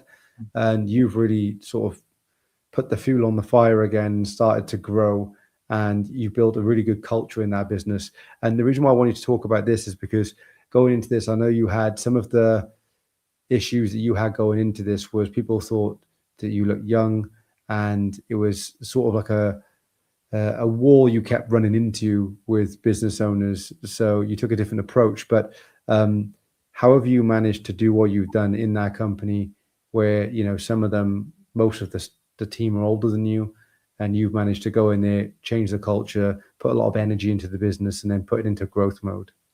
Yeah, so as you said, it was definitely a good business. The fact that when we look at businesses and why we want to buy them is that if they're doing things right, but there's so much scope, I think obviously it's a major plus. So they weren't doing any advertisement. The website was very basic. I think it'd been changed once in the 23 years that they've been around. So to us that was very good. So it's just a case of how we could be more proactive with getting leads instead of just waiting for word of mouth. There was a fair bit of seasonality as well, so we wanted to try and reduce that. So we've just been very proactive, been very aggressive with our social media online presence. We run a lot more. We run ads now as well, and that's just kind of shown in the sense that our inquiries have. So we done 2 times as many quotes last year as we had the year before, and even this year. As of the end of Feb, we did 16 quotes in 2025. This year, we done 45. So we've just been very aggressive with getting leads in. As I said, being a lot more active on social media. I don't think it's anything special. As I said, we keep it quite simple, but it is quite obvious. I just thought that it's, especially in the economy that we were getting into, it's a dangerous precedent to wait and wait for clients to come. You have to be more proactive and go out there. So we're trying to put our name out there more. Even little things as I think go a long way is just getting reviews. So we've been more proactive with trying to get reviews. In that time, we have I think we have tripled the amount of 5-star reviews in the last 2 years, and compared to the 20 years before that. So yeah, that's been a big thing. And then in terms of dealing with the staff, obviously there is that initial anticipation of what's going to happen, and there's some anxiety there that for whatever reason staff seem to think that you're going to take over the business and then just sack everyone, which doesn't make sense because we're not going to have a business. So there's definitely some reassurance at the start, but then also just showing them that you're in it for the long haul, and it's not there. You're not just going in there to just make a load of money. Like you want to succeed. You want the guys to enjoy their time at work, because you appreciate they're doing 8-10 hours a day, 5 days a week. They spend a lot of their time at work. So just making sure it's an environment that they want to be in. So not only is that through like pay rises, but doing things outside of work, just doing small things. And also, last thing I think that's gone a long way is that we're not afraid to get our hands dirty. If something needs to be done, we're not just going to sit in the office and watch everyone. We'll get involved and help, because in the long run, that's going to help the business. And I guess getting to where you've got to, and the process, what do you think you did different? Coming into the 5D program, you picked things up fairly quickly. You sort of took action very, very quickly, and you've had some success. So what do you think that you've done different to others to just get on with this? I think you summarized it quite well there, in the sense that we took action. I just fully immersed myself. Like someone asked me this the other day. They said, did you carry on working? And I didn't. I'd quit my job a few months before.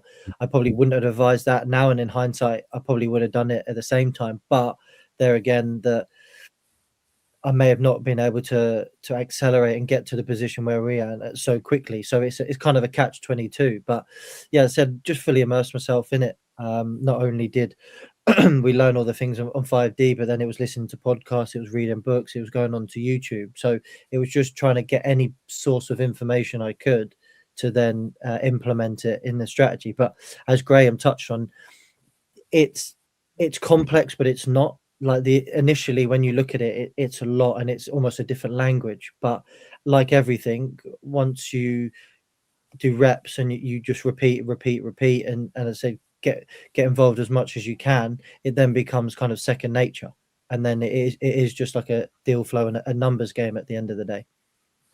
Okay, and what is it you plan on doing next? So, where you're at right now. I understand you're looking for other bolt-ons, but what's the sort of the goal over the next 5 years? You can use acquisition as a tool. That's the fastest way to scale and where you want to get to. What's the plans for you over the next 5 years? Yeah, so initially it was hard to decide what route to go down. Was that like to build a group of joinery companies, for example, or staircase companies, or was it to go down the route of synergies, so essentially offering a one-stop shop to a customer? So we're going down that route. I think from being involved in it now, and then seeing customers and what attracts them to certain businesses, is being able to offer a one-stop shop. Is instead of them having to deal with so many different trades and go and speak to this, if you can then offer as many things in-house, I think it goes a long way, and it just makes not only your life easier but their life easier as well. So definitely trying to now acquire synergies within that.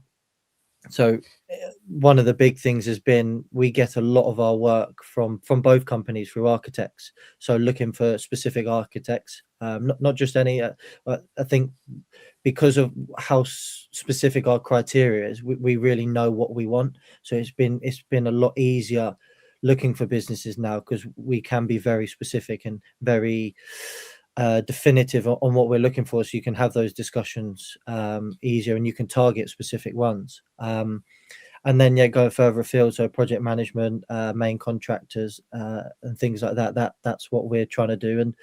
And then for the businesses itself, trying to take a little bit more of a step back, especially in the joinery company. We've got so busy that we've had to kind of get more involved than we wanted to over 2 years in, but it is what it is. We're, funny enough, we're actively recruiting right now, so should have our hire by the end of the week, so that will really help. Not only, I said, kind of take a step back for myself, but also get the business to the next level. It's going to have someone full-time focusing on the business, whereas my time is spread between both businesses. So yeah, that's kind of where we're looking at. And long term, who knows, do we sell, or do we just have a mini group? And I said that one-stop shop, who knows? And before we wrap up, for anyone that, I suppose you've been on both sides now, you're looking at bolt-ons now that make sense, and And like you said, you're trying to find synergies within those new targets. But you've also been there as a first-time acquirer and know how that feels as well. For anyone that's looking at this, whether a business owner or whether as a first-time acquirer, I won't say three, but what's a few tips that you think would be useful for them to know? Self-awareness is key. So especially as a first-time buyer that's not a business owner, kind of just understanding yourself. So what's your skill set? What do you, again, what Graeme was saying, like, what do you enjoy? What motivates you? Understand like how you learn as well. And then, kind of what your weaknesses are, what you're good at, and then buy a business that kind of aligns to that. So whether that's, for example, for me, I think I'm quite a quick learner, and I don't overcomplicate things. So that's where it went really well with the joinery, because I just we sat there, observed, and changed things that were so obvious, but it just needed that fresh set of eyes. If it was a business owner, kind of use your business as leverage. First time buyer, the landscape essentially is that you're trying to convince a seller that you're the right person to buy. Whereas if you have that business as behind you, the landscape completely changes, in that you're then trying to sell your vision because you have that proof behind you. Whether or not the business is any good, as soon as a seller sees that you own a business, that instant like sort of credibility, it just increases massively. So then it becomes a case of selling the vision then. And then I guess other points would be, don't be a hero. It's one of the reasons why I'm still part of the 5D group now, and the 5D network, is that you have so many people around you to help. That's one of the reasons why what we're doing at JP right now is that we had a call with a few people, you included, D, that just to kind of get some people's opinion on where do we go now. That has been massive. It was where I thought it was going to be, but it was just nice to get that confirmation from other people. So yeah, the network has been extremely powerful, and not just in terms of help, but what else it can bring. Like there's opportunities that have been brought to me. Like one of my previous accountant has brought an opportunity that potentially another customer looking to sell. So it's crazy what then that can then bring from that. And what else? I think, yeah, if you are going to do it, just jump in, really immerse yourself. As I was saying earlier, like it's a numbers game. It's reps. The more effort you put in, it definitely the more reward you get. It's not linear in the sense that if you speak to 100 owners, you're going to buy 10 businesses. Unfortunately, it doesn't work like that. But it definitely is a case of the more effort and the more powerful your deal flow, the more likely you are to get deals over the line. I think, obviously, yeah, we had one fall out of bed, but yeah, it's frustrating. But then you just move on to the next one. We're always constantly talking to owners, and that just is such a powerful tool. And you don't realize until you're in that position how important deal flow is. Oh, without a doubt, definitely. And I know you really ramped the deal flow up at one point as well. So be interesting to see what you buy next. I kind of know already what you're working on already. So it'll be a surprise for everyone. So guys, if anyone does want to follow what Mitch is doing, I don't know how active you are on LinkedIn, but you are on LinkedIn. Where's the best place for people to follow what you're doing, Mitch?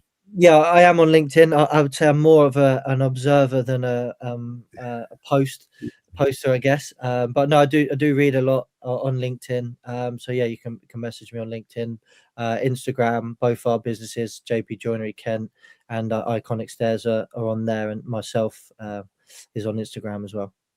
Amazing. Well, Mitch, appreciate your time as always. And Thanks, guys, give him a follow. Cheers, Mitch. Thanks. Cool. Okay, so our next guest. Now, people may call him crazy for this, but it was the best decision, and we've run the numbers on this, and it was definitely the best decision. So our next guest is Dasan. Dasan sold his Bitcoin to buy his business. He's got an amazing story. It's incredible what he's done. So, Dasan, how you doing? How's it going, mate? I never get tired of your introductions. Yeah, I tried to make him like a WWE introduction now. but nah, honestly, people still ask me questions today about the old Bitcoin thing, but I think we've clarified now that it's made total sense, and you've earned probably 10 times more money by selling your Bitcoin than if you held it, especially where it's at today anyway. so that's just as I mentioned to the other guys, Mitch and Graeme, why acquisition? How has it been? What's the journey been like? And then we'll talk a bit about what you've bought, what's next, and so on. Yeah, so why acquisition? I think I always imagined buying companies or owning companies at some point in my life. I saw that it was the way people generated years and years of wealth, but I assumed that would require me to become good at business, maybe have some experience. And by the time I get to about 40s and 50s, maybe I can start looking at diversifying and buying some companies. It was only when a member in the group at, I think, 24, 25 years of age, when I bought a business within about 4 months of not knowing what M&A was to now owning a fully functional business that had been around longer than he was alive, my mind was blown, right? And I'm thinking, okay, nothing else makes sense. We're looking at property, we're looking at the stock market, we're talking about 10, 15% returns at a best case scenario. And then you look at buying a business and it's instant cash flow on day one. There was just nothing else it's a completely different ball game, right? So yeah, that's why business. Crypto is the only thing that could challenge that, but even that's not close to buying a business. You got to have the right mental state and mind to just being just crypto. But yes, it has a place in the portfolio. Cool. So you bought you've been on the end of some huge deals. So guys, just for some context, Dasan has brought me some deals. I'm talking heads of terms signed on £20 million deals, huge deals. And I actually went on a site visit on the one, and I'm like, this is the deal. He was like, I think it was terms agreed for 21 million, right? Huge EBITDA, huge company, been going for a very long time. Owner was, I think, was it like mid or late 60s, I think, ish. Yeah. A lovely guy. And we're on our way to, I think it was Swindon. And I was just scratching my head thinking, Dasan being very young as well. And I was like, God, what's he said to this guy? I wasn't even sure what I was going into. But, built amazing rapport. That the seller really, really, really liked you. And I felt like he really wanted you to own that business. Unfortunately, he ended up going down the EOT route, which didn't make it very favorable to buy the company, which is a bit of a shame. But just to give you a bit of context really on the sort of deals that Dasan was looking at, another pretty big one in the roofing space. Again, I think that was it 10 million, that one, I think. Yeah. But all these deals, funding was approved for all of them. Anyway, that one dragged on. It's still kind of in the background now, but I don't really know what's going on with it. But there's some few issues that came up with someone that was in between. But anyway, moving on from that, you bought a PR firm that had, well, you kind of like pivoted, right? Because it was an agency. It placed like the likes of Stephen Bartlett, etc., on podcasts, did some pretty big things in the space. You acquired the company. You've pretty much, 10x or 12x the company since, done an incredible job. Talk to us a bit about what you're doing today with the company and also what's next, because I think, you've really built out a fantastic business, especially, post acquisition. You had some issues with some things going wrong, and what you've done since is honestly incredible. Oh, thanks, man. Yeah, so the company was a PR firm. They were also a talent agency, so they worked with the likes of Stephen Bartlett, Usain Bolt, Olympic athletes, famous YouTubers. But the business model meant that, your invoicing period was, the cash cycle was not great, essentially. You'd have to wait a long time and you'd have to provide a lot of work. So I sort of pivoted the business into something that I saw had previously worked well, which was basically PR, but textbook PR. So publishing articles, featuring people on the news, and giving them the promotion that they deserve so that they come up on search immediately when it comes to Google search and AI search. So that's all we do. We publish articles, and it's helped grow the business a lot because it makes contacting people a lot easier. We can use the same messaging across the entire business. and it's a lot easier to fulfill as well. So it's a win-win on both sides, and it means our margins have increased too. So yeah, it's been great over the last 12 months or so, and the plan now is to continue growing it because I know there's so much more potential, and I'm not scratching the surface. So the plan is to continue growing it month over month, and then hopefully look into using this business as sort of like a cash flow machine to buy the next one. Yeah, and the idea of the next one, yeah, talk a bit about what your plan is on the next one. So rather than looking for, I think, another PR firm or something in the similar space, talk a bit about your idea of what you think would be a good idea to do next. Yeah, so I mean, I spoke to you about this as well, and I think what would make sense is to buy a strong platform company for a business that's quite traditional, so like a flooring business, roofing business, something that's not going to be interrupted by AI.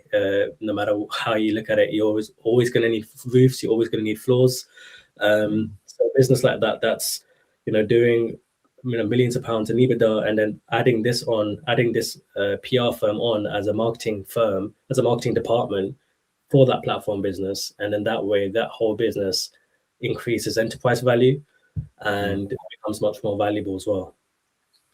And again, I think similar to what I asked the guys, for you to get where you got to in some of those advanced talks, and I suppose getting the LOI signed is a big step forward.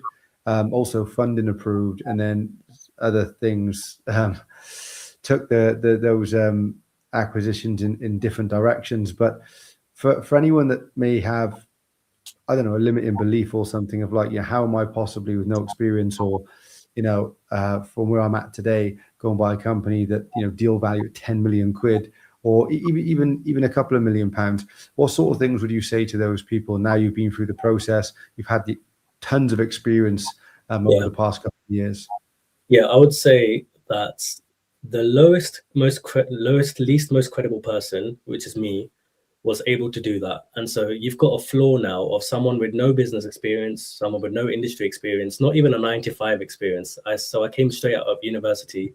I was working part-time jobs in retail, doing Uber Eats and Deliveroo and things like that. And so with someone with such little experience as me, I was still able to go and get offers agreed from my bedroom for businesses like Dee said that was doing £21 million, 33 million pounds in revenue, and a deal agreed for £21 million, and then obviously the roofing company as well.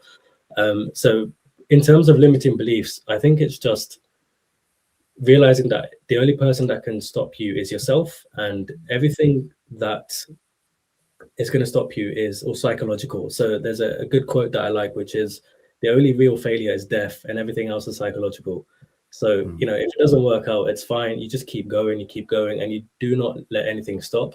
So if you're the type of person that, always finds a way to figure things out, always finds a way to solve a problem in multiple different ways, you're going to be completely fine. This is not a game of intelligence or experience or academic learning. It's just, how far are you going to continue to go even when times get tough?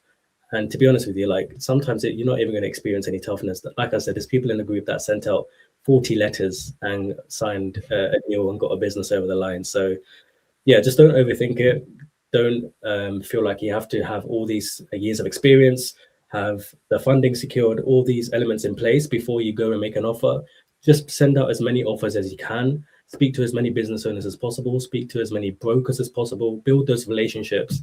And before you know it, by inevitability, you're going to get a deal over the line.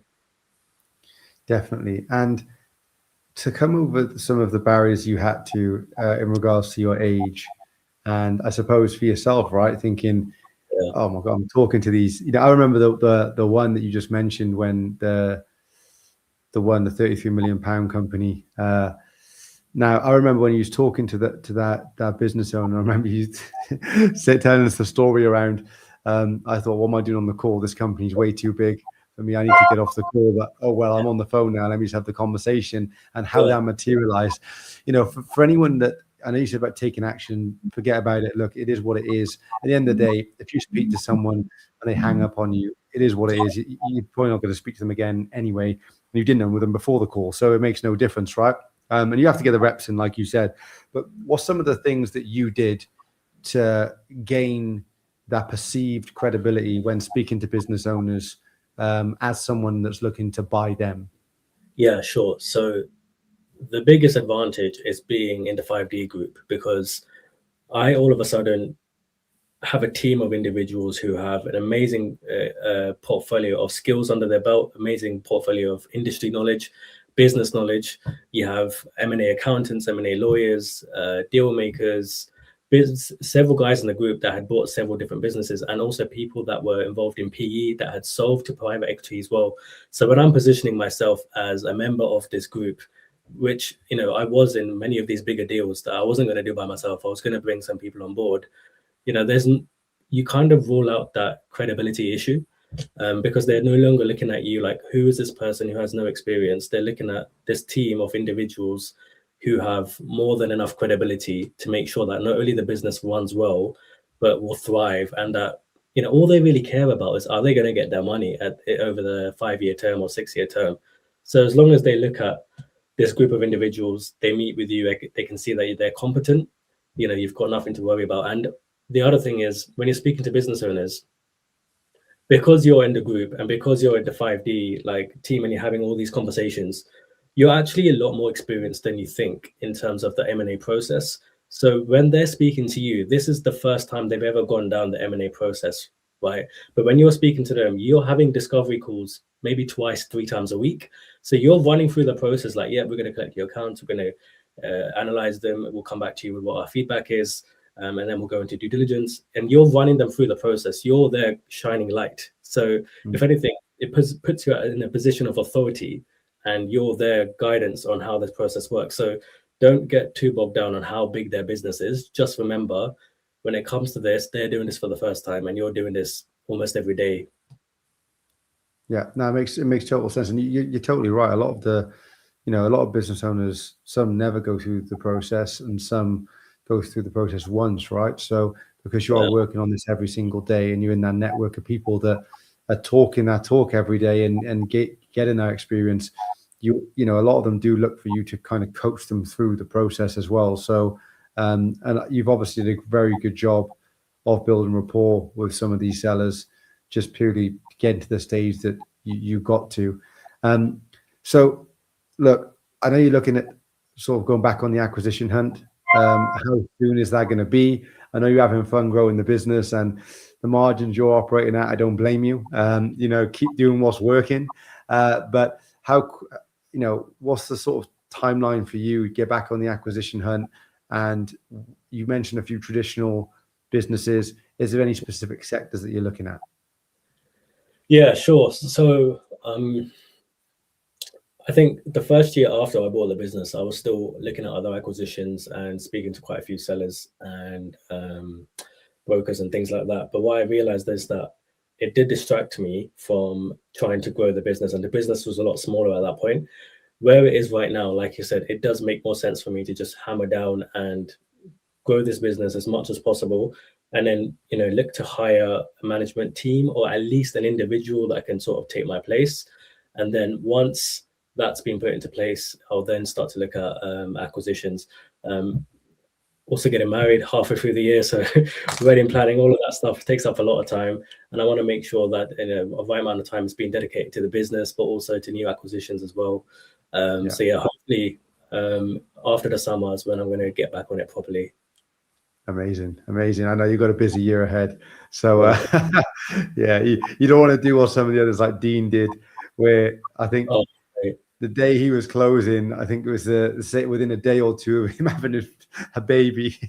So you don't end up closing the day before you get married or whatever. So yeah. I don't blame you. Like props to how he's managed to grow that business as well, and amazing. To handle that, it's insane. But yeah, I'd rather give myself a piece of time. What's that? Sorry? I'd rather give myself the peace of mind and, you know, just postpone after the wedding. Oh yeah, I don't blame you. But that's really appreciate you joining us as always, guys. If again, Dasan's another one on LinkedIn, Insta as well. Definitely someone to follow. Watch what he's doing, and you're still very young. You got you got a lot ahead of you, mate. So keep doing what you're doing. It's amazing to watch. And yeah, thanks for your time. No, I appreciate it, man. Thanks to you as well, and thank you to the 5D community and all the guys in it. And I'm so glad I'm still part of it, and I can't wait for the next few events. Yeah, can't wait, mate. Thank you. Cheers, mate. Man, take care. Bye-bye. Okay, so our last guest of the evening. Now, I got a really funny story of how I met this guy. So when I'm out, put it this way, when I'm out traveling, so if I'm on a plane, if I'm on a train or anything, I'm like an introvert. I don't want to speak to anyone, okay? I like just doing what I'm doing. And it was me and my brother on the train on the way to London. And we sat in front of a couple. And my brother's a lot more chatty than me. So he's like a social butterfly. So I'm just there kind of like minding my own business. Jack gets up, starts conversation with a couple opposite us. Now, these guys were already doing amazing things in what they did. Now, these guys actually joined the program and bought their competitor within 3 months of joining, and now they're in the process of buying somebody else. They talk about growing through acquisition. These guys are going very, very aggressive. So let me bring on Zach. Zach, how you doing? Yeah, mate. Yeah, I'm like the most extroverted person. So put me and Jack together. Yeah, conversation flows. We sucked you in. Yeah, you did. Now, I'm glad we spoke, because like usually you never know, right? I remember years and years ago, I was on the plane on the way to Chicago. I was only young, and as I sat down, the guy next to me started talking to me, and I was like, "This is going to be a long flight." He was very. I was like, "No way, I've got 9 hours of this." But now, obviously, I'm glad we spoke, and I don't think it's fair because you've got an Aussie over in the UK buying up all the companies. You're showing us up. But now, look, talk to a bit about what you've bought, what you have, what you've bought, what you're in the process of buying now, and then what the sort of long-term plan is, and how you think that we've helped along the way. Yeah, for sure. So we were doing service accommodation, or we still are doing service accommodation, which is basically managing properties for other landlords. So rather than traditional lettings, it's service accommodation, Airbnb, basically, and we take all care of everything. So yeah, we were in this. So I think last year was 2025. So we run the business for about two and a bit years, and obviously startup mode, just grinding, grafting, and you kind of hit a ceiling. And we were doubling year on year. So we had like 50 properties in our first year, then we got up to 100. And then we were trying to look at like how we could get to the kind of target that we wanted to get to. And we were just like, God, doing this for another 2.5 years to get to like 200 properties or 250 would just be like grueling. And you kind of feel like there's other ways that could maybe make you more money quicker.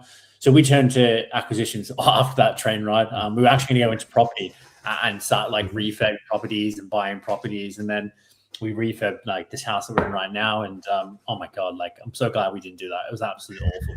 Like to go through that process once in our house, and yeah, you can do it like better, but to make like 300 or 400 quid at the end, or maybe make 15 or 20 grand after like 4 or 5 months of stress, it just did not excite us at all, and we couldn't see how we could get to like the next phase. And we felt like we're at level 1. We're like, how the hell do people get to level 4? There's no way they're doing this just in property. Turns out most of them have businesses that are funding the property, and then they're just basically recycling the cash. So yeah, so we then obviously looked at acquisitions. We're like, this is the way that we're going to scale. And then, as you explained, like 3 or 4 months after, I think we signed it actually a month and a half into the process, and then obviously it completed like 3 months after. Yeah. But yeah, we. Ooh.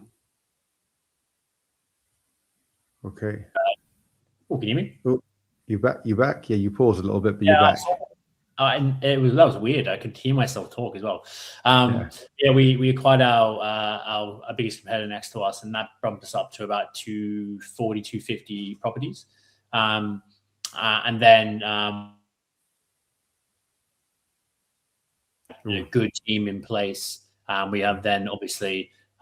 We were traveling at the same time. We had like a holiday booked literally like a couple of weeks after we completed, and we went to Bali, and then we're in Australia for like a month and a half. And we managed it. It was fine. We ran the business. Everything was great because we had a team. Yeah, there was learnings to be had, but yeah, that kind of freedom that allowed us to do was fantastic. And and then from there, we're now being able to grow faster because we have more people involved, and now we have more locations. We're outside of Wales. We're now, I think 50-50 in Wales and England, where we used to be 90% in Wales, which is crazy. So now, what we 4.5 months post completion, 4.5 months. Yeah, I think about 4 or 5 months. We're looking at another management company, and this one's again enabling us to double again. But the beautiful thing with this acquisition game, some people say you don't want to grow too fast, but essentially we have a business here that's operation and fine, and then we've got another business over here that's operationally fine as well. So all we do is we just buy it, wait a little bit, slowly merge it together, and now you just have a beast that's twice the size, but you have 2 leashes. So you just kind of bring it into one. So like there's no risk for us, and we've worked it out with the company that we're going to buy, that in fact would actually reduce my workload. The things that I'm still doing in the business will completely remove me, and I can focus on other things to actually will help the business grow further. And that's kind of the journey. So like that's the whole aim of the game, is by April this year, so 1 year into 5D, we'd have had 3 businesses that we purchased, and we would 4x our company essentially in a 1 year period. Talk about scaling through acquisition. I know I remember when you completed on that business, the first one, and then you just went nomad. I was like, okay, but you didn't stop, because obviously. No, we were working. Yeah, the time zone. Yeah. In theory, like, we booked that like 6 months earlier, and when we were supposed to complete like 2 months, 2-3 months before then, and then obviously got delayed at my brother's wedding. So we're working like a little bit, it was actually not too bad. And there was moments where we had to kind of like jump back in a little bit and help. But like, yeah, the 11-hour time zone, it was challenging, but it made the business more like better, because we were just kind of stepping out and people set up. But yeah, that was interesting. Yeah, 11-hour time difference is, that's crazy. But look, I think like you said, I think a lot of the time, especially as business owners, when you pull yourself out of it, people use initiative and just find a way to do it when you're not accessible. I'm not saying that's the best way to do it, but I think it's a good test to see how resilient the business and the business model is. Okay, so get to month 12. Let's say you've acquired 3 companies, or 4x the size of your business, all through acquisition growth. If you was to do that organically, how long do you think it would have took you realistically? Oh God, I genuinely, there's definitely ways you can do it, but yeah, I would say another 3 years, like maybe 2, because you start to like compound. So you go from maybe like 100 to potentially like 200 in a year space. But we were kind of doubling year on year. So I think, 2 to 3 years for sure. And I think the crazy part about joining 5D was like how much it opened our eyes, because I was such a limiting belief. Like I had so many limiting beliefs of like this company that we acquired. I was like, oh, we can't afford that. Like, how can we afford that? Like they're doubling our profits. So like, how can we can't pay it? And I just remember sitting there just thinking that the whole time, didn't even outreach, just thought like we couldn't do it. And obviously, we come on board and we learn all these strategies and how you can actually buy a business, how you're actually the buyer, not the seller. So you need to have the mindset that you're actually doing them a favor. You're not actually selling them. Yeah, you're trying to sell yourself per se, but you're not, because you're going to give them the money. You're paying them something. And then just like having that belief to go, yeah, cool, we'll definitely get funding. Like if the deal's good, we'll get funding. So I'm going to go in there and just say, we're going to like attempt. And I outreached to the broker that was, I knew was doing it. I initially was a bit scared to do it. He obviously knocked me back initially because they didn't want to share stuff with the competitor. And then, he opened up the doors. And then because I knew how to do it, we were creative. And there was 2 or 3 other people that were trying to do the deal that were just being so strict minded of what they were going to buy, what purchase for it. And I just knew from all the things, just find what their magic number is. And there was one thing that kept standing out to me, which was the down payment. They just didn't change. I kept throwing 4 different deal types at him. That number always stayed the same, even though I decreased it. And I was like, that's what he wants. So I just asked him. I just asked the broker. I was like, he wants that number, yeah? And he's like, yeah. So tell me what he wants on the back end of that. I'll give him that, which was more than 50%. It was like 60, 65%, which is normally not what we want to do. But I was like, if I give him that, what's the back end? Like, tell me what that's going to look like. And then he proposed something, and I put that on performance, which then de-risked me for paying more. And then we got the deal done. And then it was just like, great, and because I brought that to Deal or No Deal for, you and Kevin, like tore it to shreds in a positive way. You were like, you said, yeah, you can do it. That's, if you do offer it that way, you're going to be able to cover that, and the banks will loan that. So I was like, great, let's go for it. And then they accepted it, which was awesome. Yeah, I think that helped a lot. I think you just literally you dived in, followed the process, and just took action. And I think that's a big, because people do overthink it, and I get why, because it's like, how is this even possible? Like, how is this even possible, right? So I do understand. And Too good to be I know you said true. you can. What's that? Sorry. It seems too good to be true. Yeah, no, it does. It does. It's because it's like, it feels like a bit of a cheat code, but It does. Yeah. if you look at, I always say to people, like, go and Google the top wealthiest people in the world and look at what they do.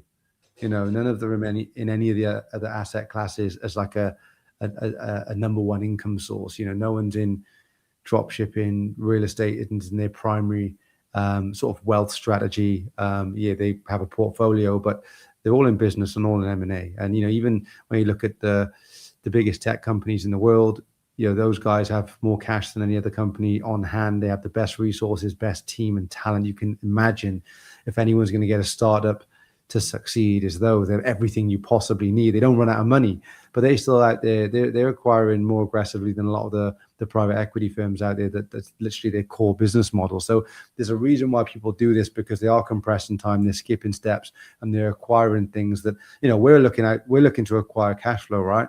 And I suppose enterprise value over time. But these guys are using it to acquire talent, resources, ideas, shutting ideas down. They're just using this as a strategy to just move along the chessboard. So and I do feel that a lot of the time people feel like this is out of reach. Now, if you look at, say, real estate, for instance, I think Robert Kiyosaki made it, with Rich Dad Poor Dad, made it look very accessible and made people believe, oh, we can do this, because anyone can do this. This is how you build wealth, right?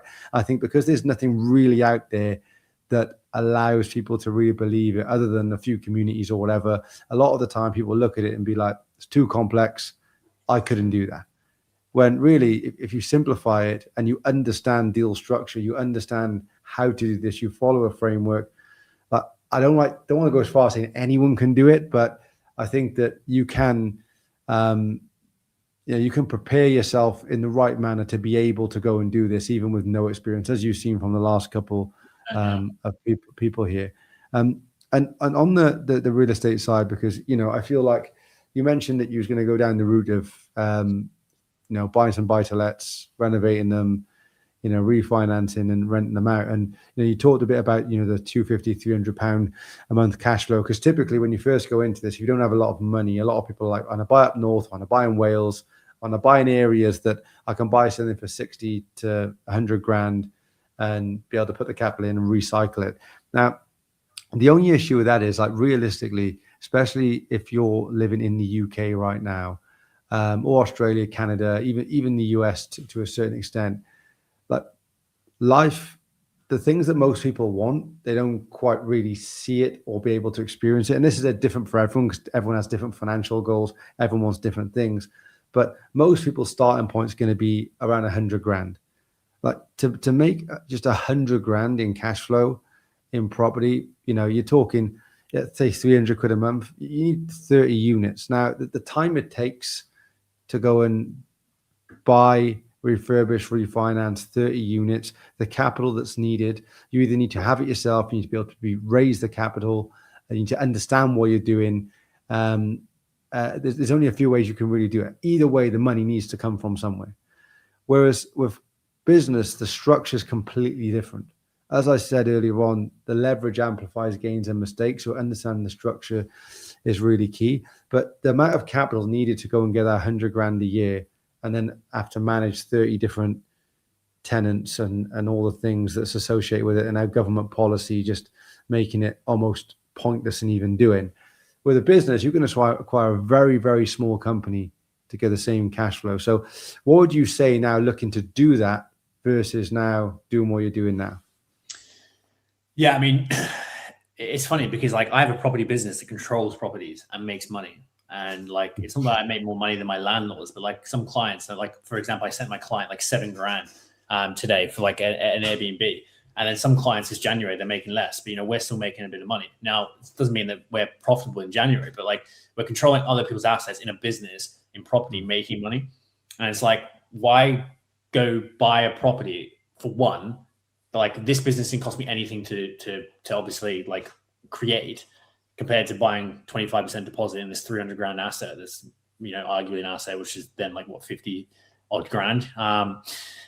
So yeah, like we did this house up and it cost us over 100 grand to do, and I didn't see any reward from it. And I probably broke even from doing this, and I'm only pulling my money back out now to like get that money back. And it's like, you know, I lived here and I could have done that cheaper, and I maybe could have made 20 grand or 30 grand in it. Now, if I wanted to let this out, I probably would have made 40 to 50 grand. $400, sorry, pounds. I'm speaking to my parents, like Australian, 400 to 500 pounds. And like that, what's that going to do for me? Like, you know, and then you're going to get taxed on that, especially if you've done this in your personal name, 40%. And now obviously you can put it into a business. So I think like if I always have said, like, you need a cash flow business to make you wealthy. Every single client or developer or anyone that I know, they all come to me, even the ones that are doing well on paper, doing well. They've got multiple different blocks, multiple different properties, all have cash flow issues. They're like, I don't have money. I need money. I'm really tired for money. Constantly. It's a constant thing I always hear. Like this is an issue. I don't have cash flow right now. I'm sitting there like, I do not want to be. You got like this multi-million-pound business, like portfolio on paper. And you're not making more than like 3 or 4 or 5 grand. And like, you're then doing like developments for a year to make no money. Why? Like, just go buy something without like little to none of your money. Like, this next deal will cost me £1,000 of my own money to control over £200,000 of profit. Now, obviously, there's going to be a bit of debt and there'll be a bit of tax that comes after that. So maybe, let's say I'm cash flowing 10 to 12 grand, like 10 to 12 grand a month. Like, how long is that going to take with property? So I genuinely don't see the point in doing property. I can see it from a perspective if like someone just wants like nothing to deal with after a little while, they want to be bored and just park money and do not have that much ambition. But if you're wanting to seriously make more than a couple $100 grand a year, I don't see how or why you would ever buy property. Like, my game plan is not to buy property really ever. I'll probably park some money in there like eventually when I get to a level. Yeah, you know, some people, when I try to tell them that, they kind of like question it. But I was at a networking event, and I think you know the story. And there was a couple there, and they were just asking me like, what are you doing in M&A? And I just explained it to them, and they were telling me about what they're doing in property, and they've done some really good stuff. And they were telling me how much they were netting after like 2 years. I was like, look, guys, that's great, but if you just channeled that energy into this, like, you could buy a company and 4x that in like 6 months. And then, you know, now they're part of the group, and they're like, they came to that day event and they were like, holy shit, like, what is this? Like, what is this M&A stuff?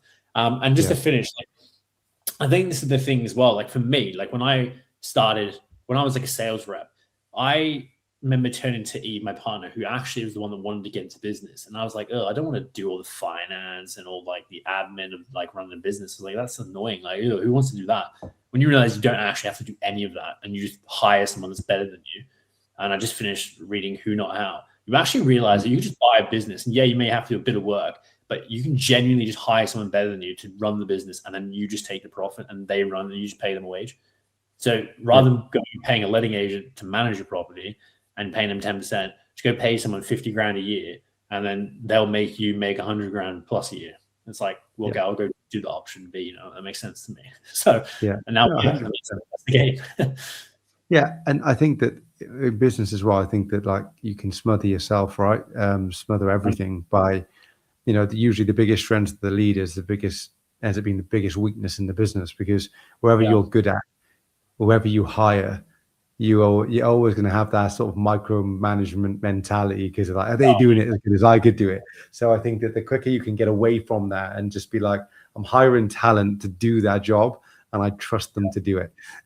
So yeah, I think that's a good point. Who Not How is a great book as well. And I think this isn't a case of like just bashing property. I think it's a case of like, look, what is it you want to do? And when you speak to people, usually they're like, I want passive income, which is definitely not passive. It's passive-ish, but it's not passive. And I want to earn a ton of money and be able to do things with it, right? And I just think that people get is a big misconception on how that works. You know, yes, there's other strategies, your HMOs developments, which, like you said, are very cash intensive and require a lot more investment up front. But when people go down the typical, you know, BRR route, you know, buy, refurbish, refinance, the buy to let route, you know, like we just talked about, even if you just 120 grand-ish per unit for those 30 units to give you 100 odd grand a year, you know, it's still 3.6 million pounds. And yeah, you may not need the entire 3.6 because you can leverage some, but the shortfall of what you do put in to get that 100 grand, if you use that same money to buy a business, the size of business you would buy, you would pick that any day of the week over those 30 units without a doubt. So I think that's the difference. Is like when you actually, I always think as well, it's impossible to compare. I've had these debates where people try to compare. It's like, it's this zero comparison. You can't compare them. They're two different things. One, I think, should be in a part of a diversified portfolio. I don't think it should be your main thing, unless you've been doing this for a very long time now and it's passed down through a family generation. Of course, there's other ways of doing it. But if you're looking to build what everyone talks about online, the whole wealth thing, you know, you're getting two bites of the cherry with business. Where with property, yes, you're buying it, you're getting the cash flow.